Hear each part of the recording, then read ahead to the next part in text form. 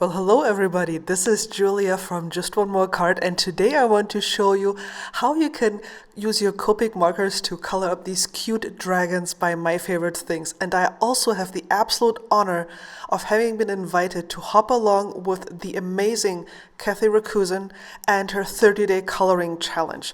If you want to learn more about the challenge, please hop on over to my blog. There are prizes to win like you wouldn't believe, and I have all the info about this coloring thing.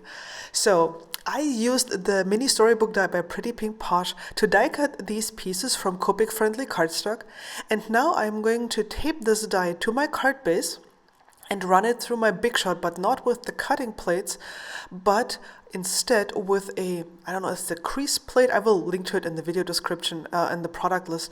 It's flexible and soft, so the die, you have to experiment a bit with the settings of your die cutting machine, but the die will be embossed into the card into the cardstock. It will not cut through. You can see here I have those gorgeous stitched edges. That's what I wanted, and it did not cut through on the other side. Now I had to fiddle around a bit here because the die cut pieces are so tiny, and I had to make sure that my dragon would fit onto it perfectly, which it did. And I actually double stamped it. I often double stamp my images because thanks to the MISTI it's easy, and I also like that I get a darker outline, and that helps me to get better contrast. Now for the coloring, these are the colors that I am using: YG67, G07, what is that, G05, YG03 and YG01. All the colors will be listed in the video description below as well. And I like to color it from dark to light. And something that I think I have seen Sandy Alnock do this as well is to leave a little bit of white, like for example on the underside of the arm of the dragon here, or on the underside of his snout, to color this in with a lighter color. I can't even explain to you why this works, but for some reason it does work. So I try to remember that. It doesn't always work. Sometimes I simply forget and I start to color directly on the edge. But sometimes I do remember. As you can see here, it's because I had this comment recently where somebody said that watching me color an entire image and seeing all the layers that I added helped them understand that this is actually a somewhat time-intensive process. You can see here how carefully I add all my little strokes and how I build up the color, and I try not to extend the dark color too far. You can see I have a lighter color here, and it's a little bit more difficult to blend with the previous color, so I just keep going over the edge of the darker color until this blends. Like, I can be very persistent when it comes to that. Like, let me tell you, it will blend at some point. But you might have to invest a little bit of time. Like, you don't have to. That's, it's not a thing that you have to do, but you can if you want to, have better results. This is a blender pen. I just grabbed the Spectrum Noir one because that was the only one that actually had ink in it. I had to refill the others. Excuse me. And I'm just going over the highlight areas to lift some of the color and make them appear even brighter. So that's a neat trick. If you feel that the highlight areas got a little bit too dark, just use a colorless blender and no one will ever know. Just saying. Then I decided to keep it simple on his belly here.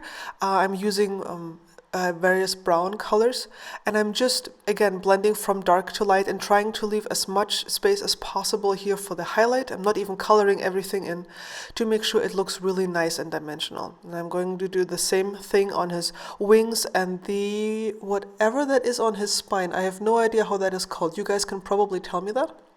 But there you go.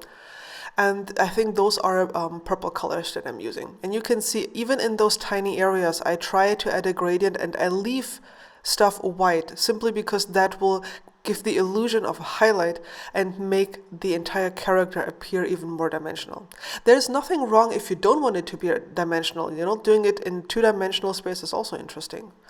Okay, then when I finished all the coloring, I'm using my distress ink here to add some color to the background because I will be mounting those pieces, the colored pieces on top of this, and I wanted some color to peek out from behind those colored pieces. Being very careful here, and I'm bringing in all the stamped and colored pieces to make sure that it will look good, because I don't want a ton of color. I just want a tiny little bit, and I usually overdo it. So I was very, very careful here. And then I decided that I needed this mini stamp set by Pretty Pink Posh, because that has a tiny little star. And I am just using the same distressing that I used to distress the background here to stamp this little star. And you can see I'm doing second generation stamping. That means I'm stamping first on a piece of scratch paper and then onto my card base. So I have a very, very light impression of the star, except for the one that I didn't realize I should do second generation stamping for. Anyway, so I was looking at this and I was like, this needs shimmer, lots of shimmer. So of course, you know me, you know what my favorite tool is. I grabbed my mini mister that is filled with a mixture of perfect pearls and water and sprayed this, and just slightly, just to add some shimmer from quite a distance. And then I added some iridescent confetti stars from Pretty Pink Posh onto this card as well, because it's a magical card. It needs shimmer and sparkle and stars and look at this.